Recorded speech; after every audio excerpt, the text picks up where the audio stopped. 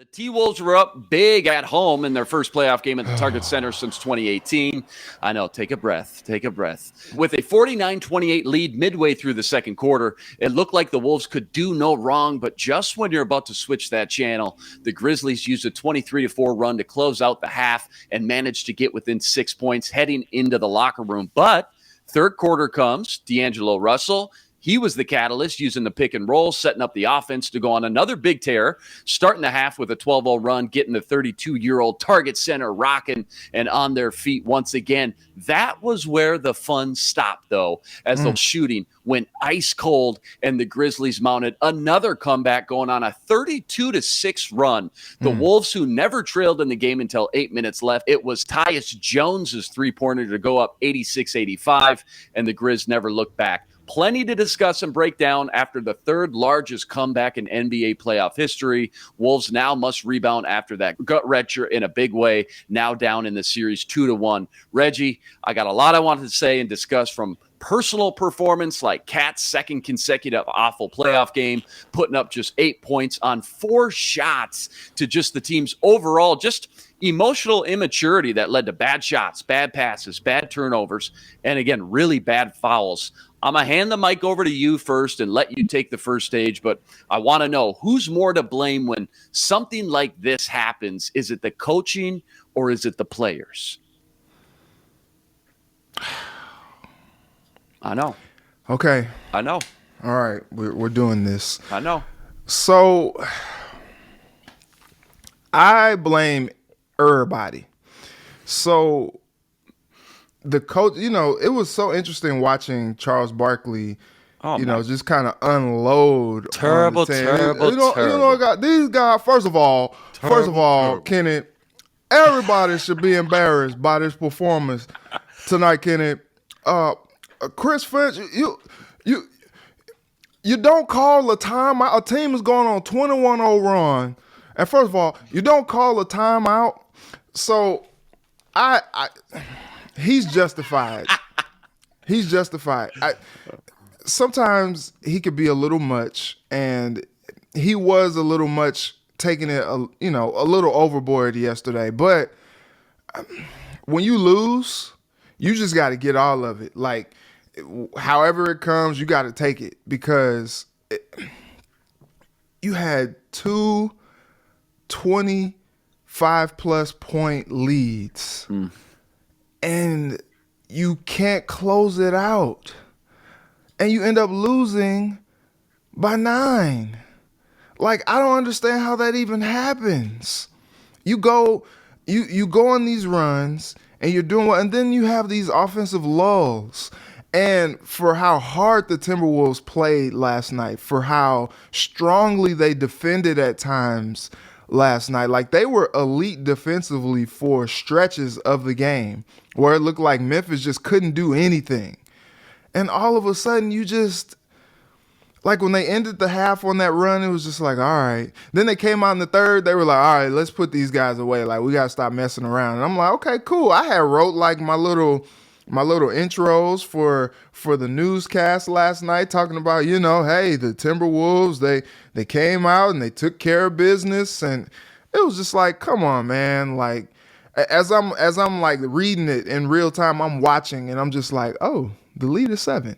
Oh, the lead is 4. Oh, the lead is 3. Oh, we are tied. Oh my gosh. And it was just so interesting watching the Avalanche. And it was, somebody mentioned it on Twitter. And, I grew up, a Lakers and a Bulls, then a Lakers fan. And they had the Zen Master, Phil Jackson. And he was infamous in just like letting a team just like play through it. They'll figure it out. Grind it out. Yep. This is a young team. They ain't figuring it out, because they haven't been there. They're not as battle tested as some of these other teams. They're still trying to learn how to win these games. Coach Finch, I've been very, very complimentary of him during the time that we've been doing this show. And I do think that he is the right guy. But also, man, he's taking his lumps too, man. Like, oh, no doubt. he's trying to figure it out as well as the players are, and he's just trying to lead them in the best way possible. He did what he thought was the best thing, but coach, call a timeout, please, because it was like you got an open wound, right, and you're gashing. You know, when I was younger, I slipped on a stair at church one time, hit my head on a banister, bust my head wide open. Ooh. I went running. I'm gushing blood, gushing blood, right? And they took me to the bathroom, and they were trying to stop it. They were trying to put stuff on it. Dude, the bleeding wasn't stopping. They had to take me to the hospital. I had to get stitches. That offense last night, the Timberwolves needed stitches, and they were just trying to gauze it. They were trying to gauze it to death. You got some paper towels here, or just put a Band-Aid on it. It'll be fine. You need some stitches. It's bleeding. You're gushing out. At 21-0 run, 50-13 run, you're gushing. You're gushing. Switch it up because it wasn't working. And this team is bludgeoning you at this point. And it was like once the avalanche started, it was just all downhill. And I'm just sitting there with the Doc Rivers face, just like this is really happening tonight. And I went home last night after the game, and I just sat there. I just sat in it. And I was just like, what the heck did I watch tonight? That was my first time ever covering an NBA playoff game in person. And I'm sitting there just like, what the heck just happened? What did I watch here? What just transpired? And I'm just like, welcome to Minnesota. And everybody's in my mentions like, Reggie, welcome to Minnesota. This is the Minnesota sports experience. And I'm just like, dang, y'all been dealing with this? Yeah, you get it now? How long now? Yeah. Brutal. What did you all do? Y'all did something. Y'all made a deal with the Something devil back happened. in the day. Something and happened. God is just like, you are not my chosen people anymore. What happened? I don't know what we got out of that, Ben. I don't know what we got out of it. Like you said, Charles Barkley, terrible, knucklehead, terrible. How you don't call timeout, like you said, during that 21-0 run and just call these guys down, try to halt some of that momentum is beyond me. And even more so, once again, your best player, your core piece you've built around, your max contract guy, Karl-Anthony Towns, 2 games in a row in the playoffs, lays an absolute egg.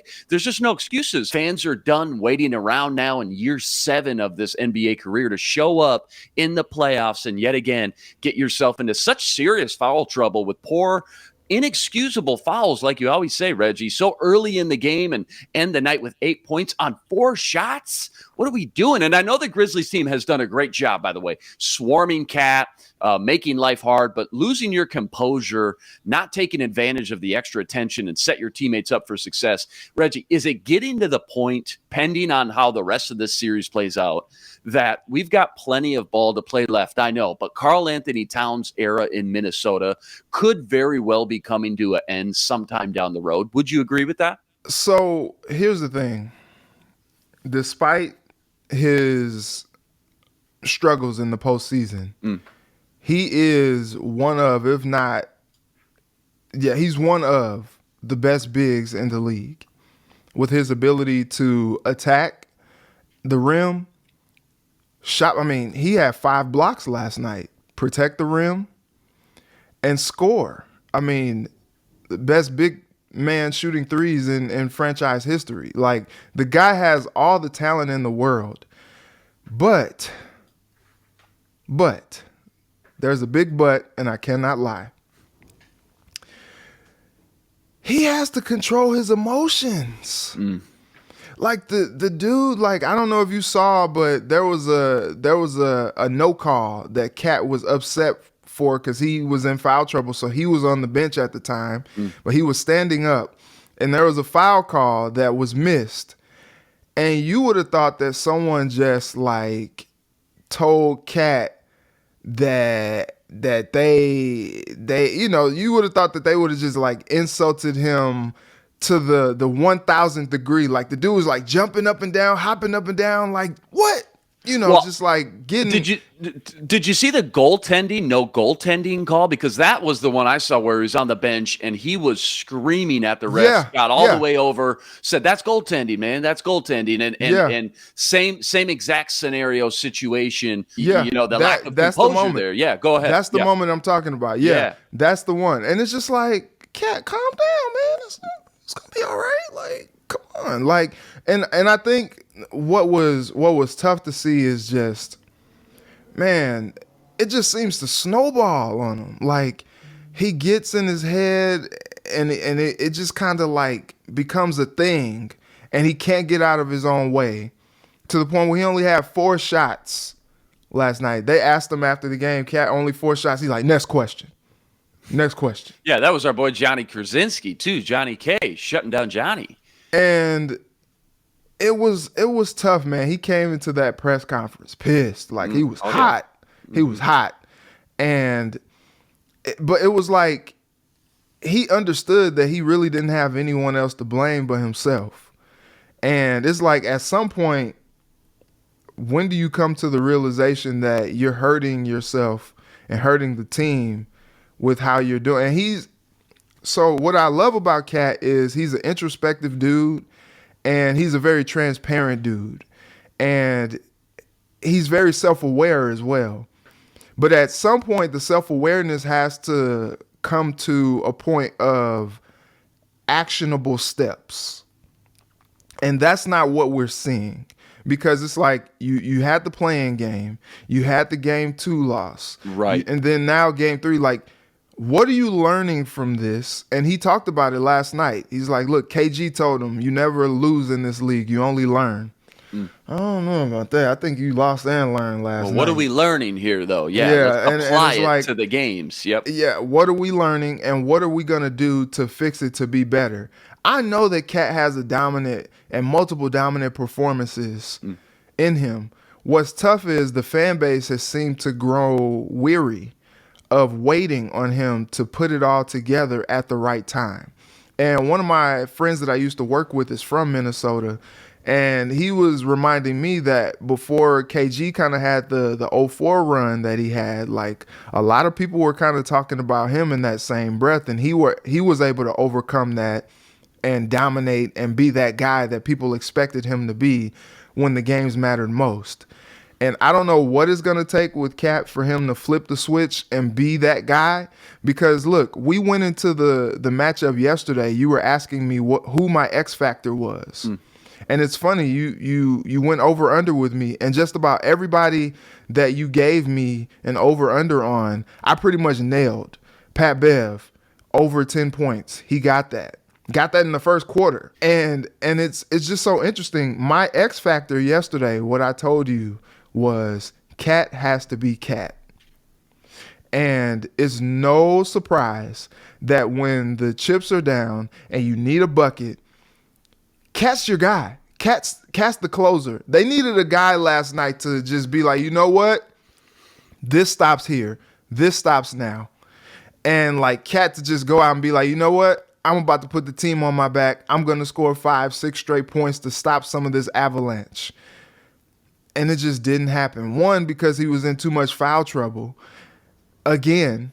And 2, he just couldn't get out of his own way with whatever mental block was in the way, and emotional block was in the way of stopping him from being the dominant guy that he is. Like, he can dominate those guys. You got Tillman on him. You got Clark on him. Those dudes are barbecue chicken normally with Cat. You go out there and dominate, man. Like, and I'm sounding like Shaq now, gotta go out there and dominate. He's a big guy. He's 7 foot, gotta dominate.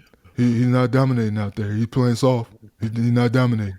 And it's just like, he's not being the Cat that we know. But for all those people that are saying like, oh, I think it's time to explore trade, who you gonna get better? Oh, come on, who you gonna get better than that? You just need Cat to play up to his potential. It's so funny. A lot of people, I'm a Lakers fan. A lot of people are like, you got to trade Anthony Davis now. And it's just like, okay, you got an aging LeBron. You got a Russell Westbrook on this big price contract that, nobody really is going to want to have to pay him. And Anthony Davis has been injury prone for the last couple of years. Who are you going to get better? You just need him not to be injured and to play like the guy we saw in the bubble. We don't need a solution, a trade, because you're not going to get equal value for Cat. You just need Cat to go and be Cat, and we're not seeing that right now.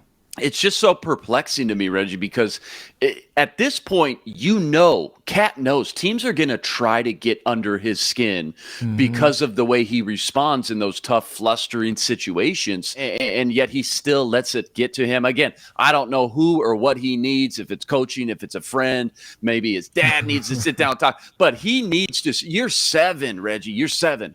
Again, I think fans are just frustrated and a little flustered with the fact that we haven't seen the development in just that area, the mental awareness of the game, again, at this stage in his career. Wolves gave up a 23-4 run and then a 32-6 run in the same game, 50-13 run to end the game, made only 30 field goals in game 2 to match a season low. The Wolves hit only 33 last night. They went 8:34 of the game between the second and third quarters without a basket until Inexcusable, man. Inexcusable until Russell switched to 3. Absolutely inexcusable. You're right. D'Angelo Russell, the lone bright spot, if you're making he was your X factor, I guess. 22 points, 8 assists, Ant with 19. Towns was a mess.